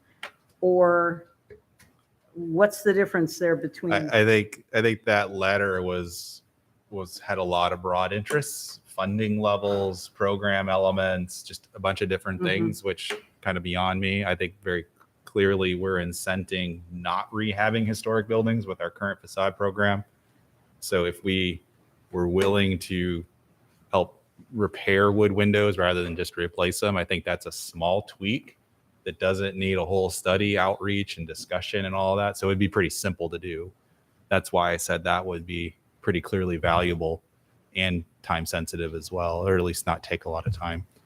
And so that's something that you could do without us I directing. think you would that. tell me to do it because it's your program. The facade program is yours. You adopted all the rules. Yep. If we wanted to add window preservation to it, I would have to come back to you and have you adopt a standard for when window preservation is an eligible activity for a facade grant.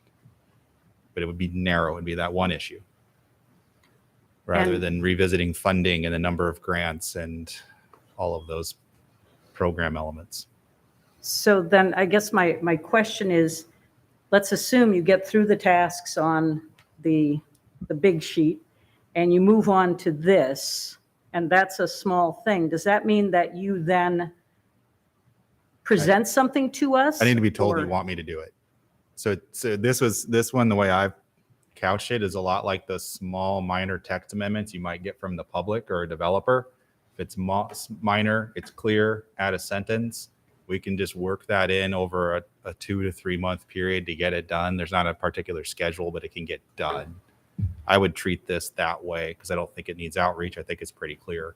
So how to would do that be a motion tonight? Yep, a motion That- tonight could be to add it to the work plan to bring window preservation as a facade grant eligible activity back to the council, and then just generally say within the next 3 months or 6 months, something like that. So I would move that we ask staff to add historic preservation window repair as a facade grant eligible, is it activity? Expense. Expense. Element, I think it's an element. Okay, facade grant eligible element. Is there a second? Second. Any discussion? Do we need the timeline for bringing it back attached to it, or just, It's up to you. I mean, if you just say generally, just bring it back to me in the. I just want it brought back, it's not. So time well, so sensitive. just to help give you some time frame, we're about to release the facade grant requests probably this week for the spring awards. It's not going to be part of that. Ideally, it'd be ready for the fall awards. So that's why in the next 3 to 5 months, it would be easy to add that in. Those in favor of the motion, say aye. Aye. Opposed? Carried. So now you want to strike this item then? So we also have a request to broadly consider changes to the programs for Campus Town at least. a broad review of like the downtown and the campus town program, could that just stay on there and be combined? Would there be any need for those two to stay separate? They're kind of fundamentally different programs. They have very different criteria. The funding is, even the funding slightly different. So I view them as two different ideas personally. And they have two different constituencies. Yeah. Okay. So the motion was to move the historic preservation to C. That was approved, correct? And then I guess the question was, would the remainder stay or be deleted? That was the question I asked. Yeah, you keep the item that's on dated January of 2020 on the list, or take it off now. I think we leave it on because there are other potential changes that could be made, but right now it's not worth staff time to work on that. Okay. And I mean, I am of the mindset that the parking lot is something that we can be massaging as necessary when we move forward, and just having it there is the reminder that we didn't complete all of the aspects of that.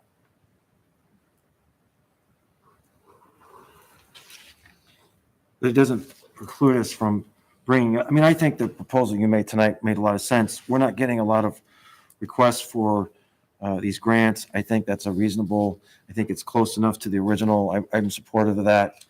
But we can always, if there are other suggestions you have for the facade grant, we can always entertain those at any time.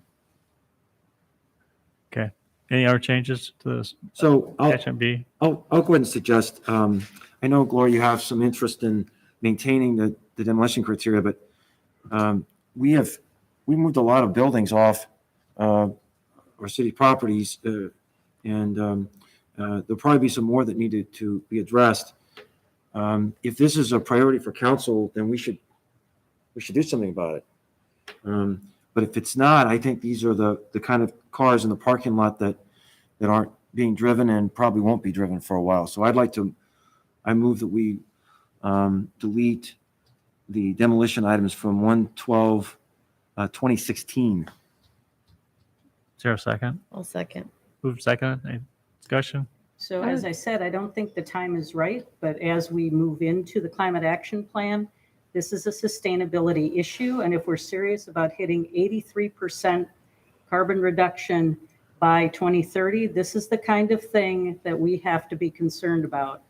And I don't think we can be just taking it off the list when we are just on the threshold of a climate action plan that's going to require we look at everything that we're doing as a city to promote sustainability. Did you have a question? Did someone else have a comment, or? No, I was going to say, I think, they have been on here a while, but I do agree that we are just getting to the time.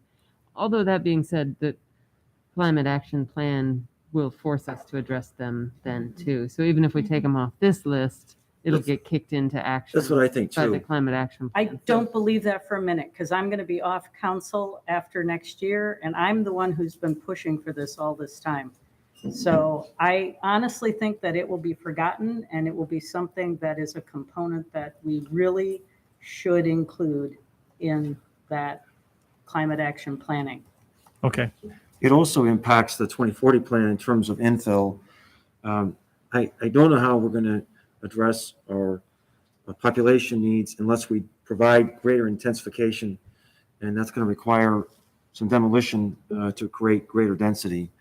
So I think if we really are serious about this, we could always bring it back, but I think moving it off makes sense. All right. Those in favor of the motion, say aye. Aye. Opposed? No. Nay. Motion failed. All right. Anything else on attachment B? Could someone explain to me 5-28-2019 zoning requirements for landscaping on private property? Yeah, so that was part of the police department had made a presentation to council, and we had recently adopted citywide landscaping standards in 2017. And we did consult. So SEPTED is community policing through environmental design. So there's some strategies around landscaping review that go into that. So I personally think that we have that incorporated into our processes. It was something that the council put there to kind of maybe emphasize that, but we also didn't go through and say that we were going to audit our code and do all of that either. So I think we're practically doing it now. But if you want a full-on audit of our landscape ordinance and how it relates directly to SEPTED, then that's what this would be. I'd move to delete it from attachment B. Second. That's 5/28/2019. Any discussion?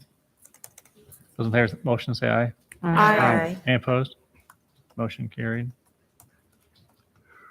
Anything else? What about the review outdoor sales standards for commercial areas? Sold.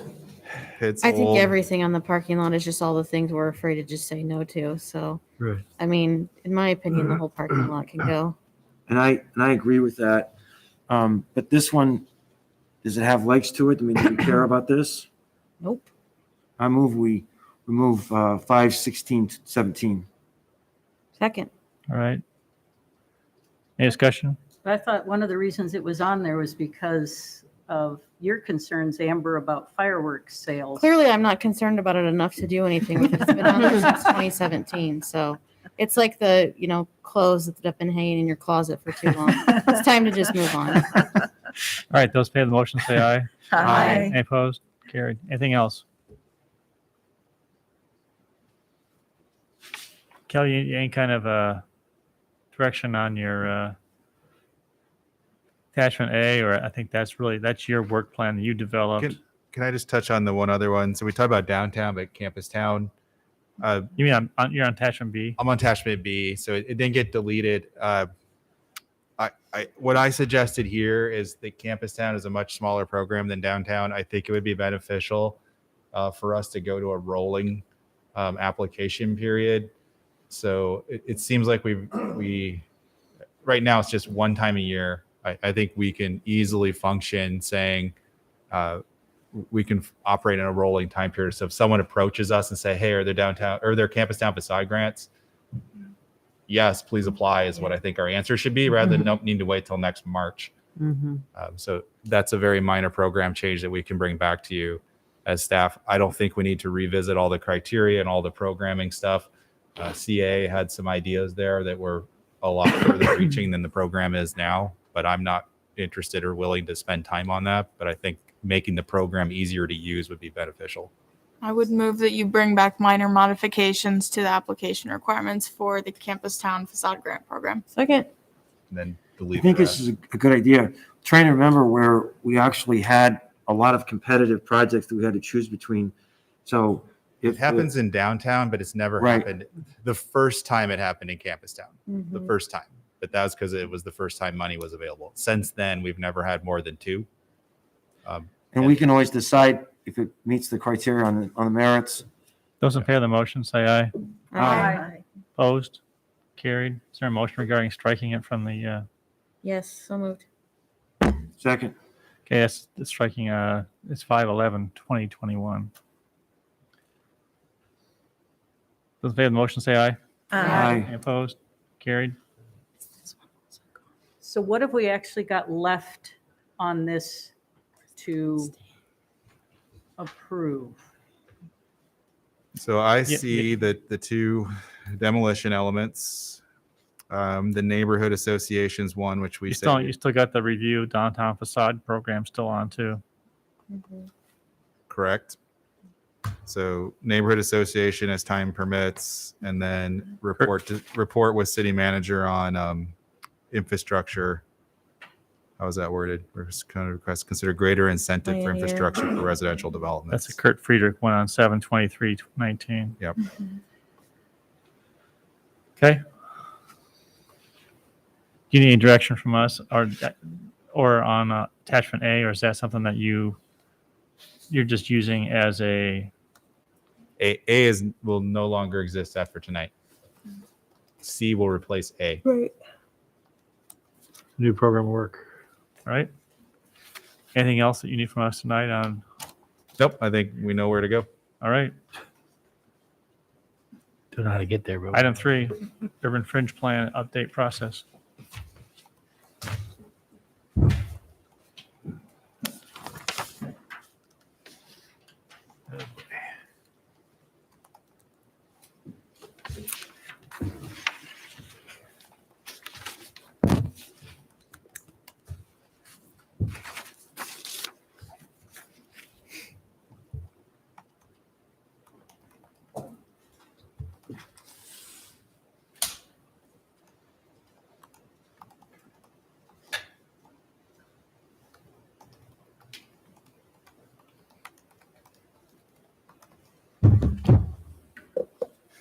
All right.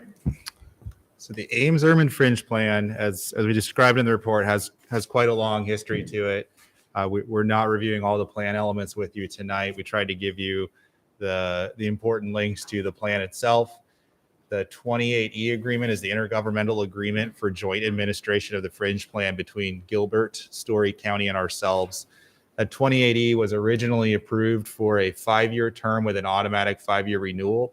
Last year, Story County and Gilbert requested, and we concurred that we wanted to extend it until July of this year, partially because of we wanted to get Plan 2040 done. And we knew that staff just understands there's a lot of things that should be updated in the plan to make it easier to administer. If you go back and look at your referrals and the amount of time you've spent on county issues in the last 5 years, you'd be surprised how many times you're talking in a year about things that are not in the city of Ames. So staff would love to get a refresher, clear direction to people, and maybe less referrals from city council because the plan will be fresher for everyone. So staff has met with Story County representatives, and the Board of Supervisors has also sent you a letter back in January outlining the initiatives that Story County would like to accomplish with an update. They align very much so with I think what our initiatives are as Ames. There's a lot of things to work out in details. The map that I've put up in front of you is out of Ames Plan 2040. It is quite a bit different than the land use class and the framework map from the Fringe Plan in how we look at areas where the city may or may not grow over the life of the plan. So there's a lot of details that would go into this, and working with Story County for the most part. Obviously, Gilbert would be involved up north, trying to work through where the rural residential options are, where we as a city see urban reserve as an important element to preserve our options for long-term growth. And I'll remind you that when we adopted this map in the plan, this is more growth opportunities than just the next 20 years. It was based on that scenario analysis that really showed options for the city growing well beyond 2050 and how logically things could be pieced together over multiple decades and build off of each other for the city's growth. And we really would want to move forward with Story County. The proposal is for Story County to essentially act as the lead. It's affecting county property. It's not affecting city property. So that makes some sense that Story County would be in the lead position here. Ames staff would be supporting it a lot. We would work together on mapping initiatives and the writing of the documents. So there's no consultant going to be involved in this project. It'll just be use of staff time between Story County and city staff. We also have this broken out to reach out to Boone County. We're currently in a 2080 with Story County and Gilbert. We now have growth area that shows expanding into Boone. I think it's in our interest to reach out to them. They may not be interested or be on the same schedule as Ames and Story County to get this done.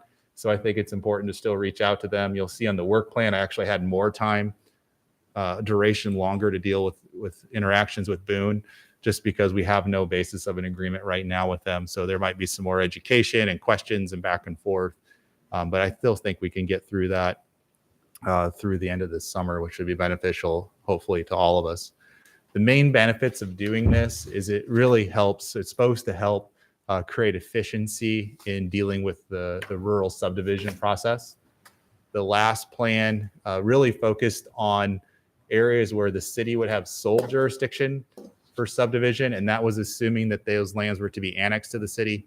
There was an area designation that's called transitional, which meant it would be approved by both the county and the city, but it was unlikely to be annexed to the city. So it's kind of this strange hybrid density that was somewhat intense rural development, but not anywhere close to being urban development. So it was a transition level of development intensity at about 2.5 units per acre, which was, I'm sorry, it wasn't even that high. It was lower than that overall. And then there was rural residential, which we would never get to, but Story County had some lands that they wanted to see as rural residential development options. And a lot of those were west on Cameron School Road, North Dakota Avenue are some ideas of where those are. And then there's some other scattered sites for that as well. And you have a large area to the east of Highway 69 and north of Riverside Drive has a lot of county subdivisions out there. That's an area that we've never been interested in growing to. We don't want to annex existing rural development. So that area was always shown in the Fringe plan to be under county jurisdiction as well. So in this next plan, we probably would simplify this a little bit. I don't think that at this point staff believes there's 3 categories that are necessary. We think that our visions align in the idea of where urbanization should be and where maybe rural development's acceptable. We'll need to update a lot of the natural area policies and mapping. That's been a common question that's come up of how to apply the policies. Do they match practically where vegetation or other resources are, or is it just a general description? Those were comments we actually got during Plan 2040, and we really felt we could defer that to the Fringe plan update to deal with those with the county. So with this process, if we initiate this tonight, the intent is for staff to draft a map for the public to respond to. I think this is the key element tonight, is for you to direct staff to move forward and accept this process where the combined staff of Story County and Ames will work together to essentially develop a draft map and a draft plan, rather than solicit public input and try to build it up from the ground up. I went back to the initial inputs papers that were done in 2003, 4, and 5. Some of the same interested parties that I'm sure will participate this time were involved. A lot of the issues that were identified, I think, are the same issues that are going to come up today. So I didn't feel like we had new ideas and new issues that would really need to be built up from the ground up like it was before. I think it'll be pretty effective to work from those prior policies and talk about what's changing rather than reinventing the wheel here. So that's the main direction I need tonight, is that council is okay with that approach. It'll also be the most efficient approach because staff will be able to work from an existing document to get to something much faster than starting over and starting with public input first. Kelly, you have 3 items to move forward. It's on page 3. Yep. First item is discuss any additional policy issues or concerns related to the Fringe area not mentioned above that can guide city staff. What specifically would you envision that you need input regarding policy or concerns from council? Or is that something that can come back that's to a question back to the city council? So we have the letter from the board of supervisors. There's a list of a number of issues there that are attached to the report. I think I have a list as an attachment as well. I'm sorry, on page 2, there's a short list of A through G of issues that I think are city priorities, and those overlap to some degree with the county already. But my question back to you on that first one, is there something that is an issue that council is aware of or wants us to investigate that isn't on either the board of supervisors list or staff's list? So council can presume that what you've identified as being topics of concern or issues that are in your report will be included as part and parcel of the process you're going through. Yes. Not that you're expecting or requiring a motion on items A through G for sake of discussion. Correct. So yes, this report was based on the premise that we would follow through board of supervisors list as well as staff's suggested list. And then if there was anything else that council wanted to add or strike, if you didn't think it was important, then we could strike it also. And would council have an opportunity in the future, let's say it's just going to come back as a draft and you can present it and then they can have further conversation, or is this basically, this is it tonight, you need to have direction because it's going to move quickly? Well, you're going to see the drafts, right? So staff's going to huddle together and work from these lists and try to come up with the best representation of our 3 government bodies' interests. And at that point, you'll be like, oh, I didn't know that that's what this policy would turn into. So please change it to be this. That's how I see this going. So later this spring, late spring is probably when you would get a chance to see actual policies, a new land use map. Thanks. And then give feedback again. I have two questions. So I love this proposal, but I have two questions. From a policy perspective, as long as I've been at council, there's always been a hesitancy of being a situation where we would annex an existing rural subdivision because the infrastructure was not built to city code. But there's a counter argument to that at some point, we could theoretically develop around a rural subdivision and find sort of an awkward situation where that rural subdivision, which was away from us, did its own thing, is now within our city limits. Could you talk to the council a little bit about, from a policy perspective, your perspective on these rural subdivisions and just how we would think about developing in those vicinities? I mean, we're going to be approaching some of those. Well, with Plan 2040, I would say for the most part, we avoided them in the growth plans. In the scenarios, I don't think that we assumed. When I think of a rural subdivision, I'm thinking of like acreages, stuff along at least that kind of size, not things that are on 5 or 10 acre parcels. So I know there's a subdivision that could create 10 acre parcels, but I'm thinking the smaller lot sizes. Our plans in those reserve areas, there's not a lot of existing development, especially the platted subdivisions of smaller lots. So I don't see that as a big obstacle to us because I think So we contemplated I'm that. terrified of someday having to think about it, annexing like Squaw Valley. Yep. There's so many issues with respect to the infrastructure there. Right. I think that would be incredibly complex. Right. But So we've avoided. So the two areas where those are the biggest problems are all the development in the Squaw Valley area. right, And then again, northeast of Ames, right, north of Riverside. right. We do not, there's no growth pattern that we came up with where we need to ever bring that into the city. And in addition, I don't know how we would do it because it would be an involuntary annexation, which we've never done and has to go to a vote. Like the process of those ever happening is unrealistic. So, but then and I agree with you, that's sort of my point, is that, I mean, it won't be for a long time, but at some point, we could find ourselves developing around. The second question I had is we think about expanding the map. So there are reasons why developers choose not to build within the 2 mile fringe. They don't want to deal with us. It's easier for them to do development within the county. By expanding and changing these parameters, is there a law of unintended consequences where we might incentivize developers to just further build out further? And so this concern with sprawl, is there a possibility we might actually be contributing to sprawl by pushing these boundaries out and encouraging developers to build up further? I think that's theoretically always an issue, but the county controls the land use and zoning. We only have subdivision authority. I mean, you have to convince county to rezone a farm field to some kind of residential designation. I don't think the county's very eager to do that frequently. At least Story County is. They certainly have done that. They though. have done it, but it's not something that's frequently happening.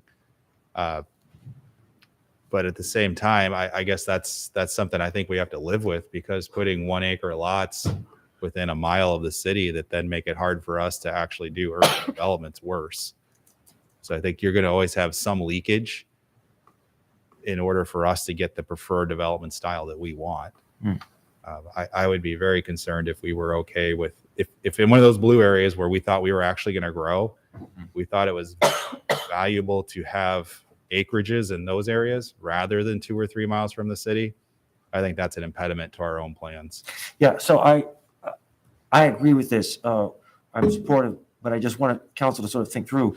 I hadn't thought of the word leakage, but I mean, this unintended consequences. I think there will be some further sprawl that results from this. That's just an observation. To be fair, when you go back to the 06 plan, it was actually a conscious thought of the plan to support rural development right next to the city. Yeah, And I don't understand that. and I don't So- either. So that was I- a conscious choice 15 years ago to say the market wants to do this stuff right next to Ames. How much are we willing to accommodate? This plan's a little bit different. It doesn't really want to accommodate any of that.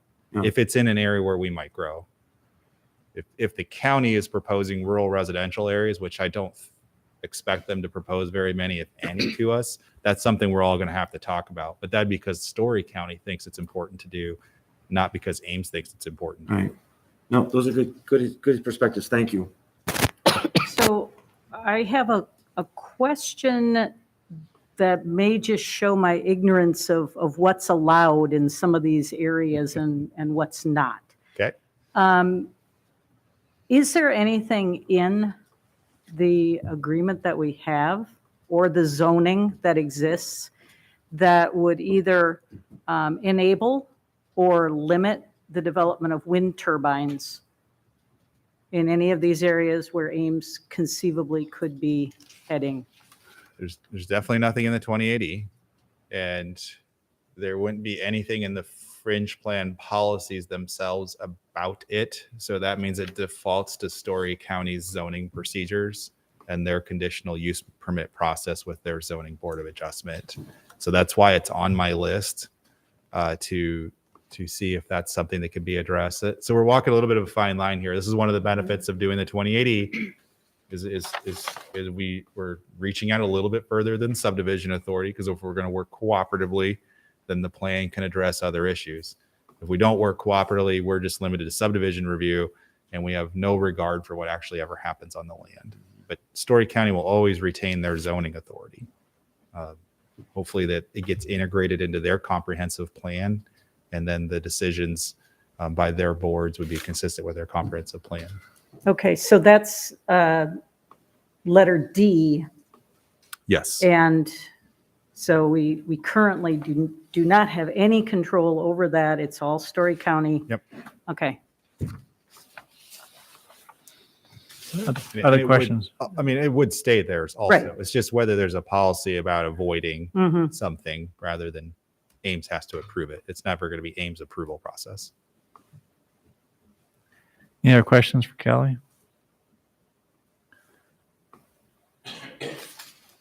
I'd entertain a motion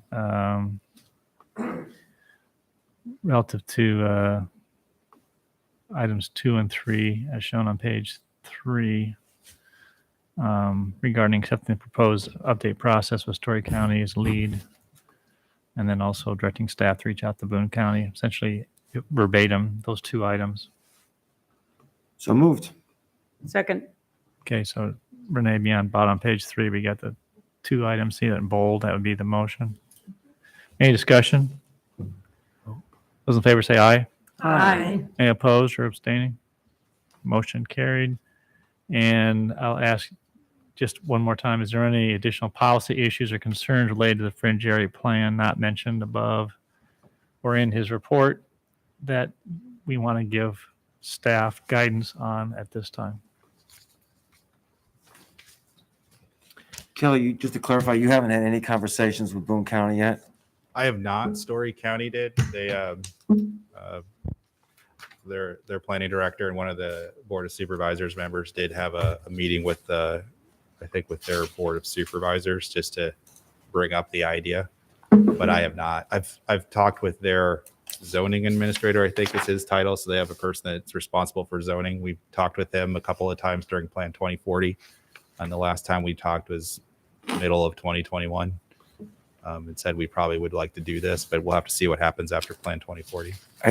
So for maybe council knows this, the Chamber of Commerce is now coordinating. We've got someone who's working with economic development in Boone. So I think this makes a tremendous amount of sense to look at a greater level of partnership with Boone County. So I think that in some ways this is inevitable, and it's sort of an exciting new possibility with coordinating with Boone County. Okay. There's good things happening with economic development there in Boone. Okay. All right. So hearing no other direction, we'll we'll conclude discussion on this item, and we'll move on to disposition of communications to council. There's two items. One's a memo from Kelly Diekman, Planning and Housing, on a request for zoning text amendment on 2108 East Lincoln Way.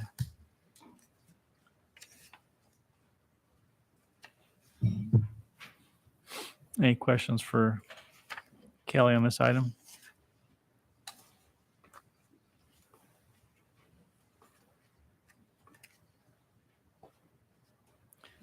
So looking for a motion, option one, reduce street frontage requirements to 25 foot. Two is exempting properties less than 35 foot, or three, do not make any changes to flag width requirement. I'd move should we put this on a future agenda to I guess my feeling was that the change is so easy? narrow. Okay, If you want to do one or two, you could just authorize someone to apply for it. If you do want to discuss it in greater detail and more options, and then you would put it on an agenda. I think it was option one. Yeah. I would move we pursue option one. Second. Any discussion? Those in favor of the motion, say aye. Aye. Any opposed? Carried. So that means the applicant will apply for it. We're not doing it unless they apply for it. Sure. Okay.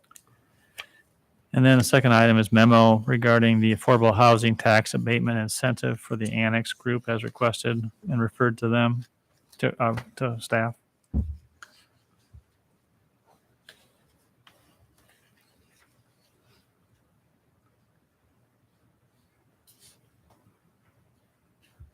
Is there any interest on this? I'm sorry, remind me how the timing of this works with the plan for our strategy. So this referral came before we came up with the brilliant idea of a strategy. Sure. So Can they wait until we? well, that was I forget. we don't have that programmed until September. My impression, without asking them specifically, is they would need to be in the LIHTC. They're not in the competitive 9% that we tried to do. They're in a different program that they're trying to do. But I can't tell you I know exactly the timeline where they need a yes or no answer. I know they're in due diligence on acquisition of the site, and that would impact whether they buy the property or not. Yeah. So I think if you want more information, you would have to put it on an agenda to really probably talk about their project more specifically, if that's the case. Sure. I'd be up for doing that. I'd move we put it on a future agenda. Second. Okay. And then I think one of the reasonable questions is what's the timeline they're looking for a response. We couldn't adopt what they're asking for. We couldn't do super quickly, but if they know that we would be willing to consider that, I can find out what that deadline is for them. Okay. So, and you have enough of an interest in this that this might be a project we see us pursuing? Yeah, I mean, I think affordable housing, it seems like it's pretty promising, but just at first glance. I think it would be helpful to know more and able to make us able to assess whether this is something that we want to pursue. But just because it's the upper end of the LMI cutoff doesn't mean that those people don't need housing in that band. So I think it's worth exploring. Okay. Doesn't have a motion, say aye. Aye. Any opposed? Motion carried. Thanks, Kelly. All right. Appreciate all your efforts on items 2, 3, and then these two memos. Very helpful. All right, council comments. We'll start with Gloria tonight. I don't have any. Okay, Tim, Not tonight. Anita. Well, we went to the Economic 101, Ames Economic Development. Debbie Durham, who's Executive Director of Iowa Finance Authority. I just, and other people I know I'm new, so maybe others knew this, but that 44% of the growth within the state is from immigrants. And so that's something for us to keep in mind as we're doing our decision making. So. Very good. Nothing Amber? for me. Nothing tonight. Nothing for me. All right. I do not have anything either tonight. So, I do one. We have a special event Thursday night, Yes, we the NAACP Freedom Fund Banquet. Looking forward to participating in that. And I think a number of you probably will be, if not all. And encourage the community to participate also. I think it's a hybrid, both a in-person and also a virtual. So a great event, a great annual event. So anyway, with that, I entertain a motion to adjourn. Move we adjourn. Is there a second? All right. Those in favor say aye. Aye. All right. We are adjourned. Thank you.